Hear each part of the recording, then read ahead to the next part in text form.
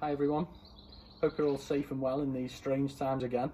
Not the way any of us wanted to start the new year, but stay positive and hopefully we'll be back out on the course again before you know it. Over the next few weeks, I'm going to talk you through some hopefully useful hints and tips so that when we do get back out on the course, we'll have some nice fresh ideas and fresh thoughts to help us along the way.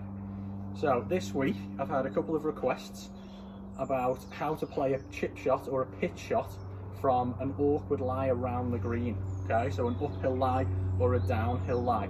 So for me, there's a couple of key things we can do with our setup to allow us to play this shot effectively. Okay, so the first key thing we're going to do is we've got to try and make sure, if we're playing an uphill shot, okay, if you imagine that's the gradient of the slope, okay, we've got to try and make sure that we get our shoulders on the same angle as the slope.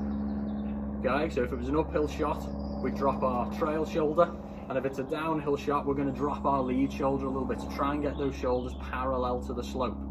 Okay, what you'll notice is, and this leads us into key point number 2, when you drop those shoulders, okay, it's actually going to put your weight, the weight is going to match the shoulder that you drop, okay, which is absolutely fine.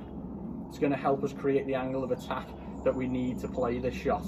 So if we're going to drop our trail shoulder to play the uphill shot, okay, you'll notice that you'll feel quite a lot of weight on your back foot.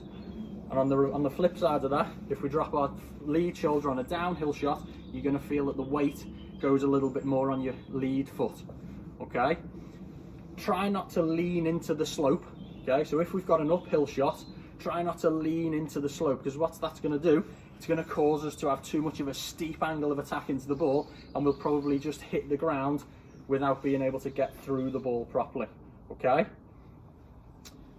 a couple of other things to factor in is, in terms of our club selection, when we're playing a downhill shot, the ball's going to come out a little bit faster and a little bit lower.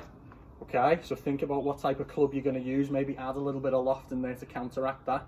And reverse, on an uphill shot, okay, the ball's going to come out a little bit higher and a little bit softer, so you can maybe even club up a little bit if you like, just to make sure that we get the distance we're looking for, to give us that desired outcome.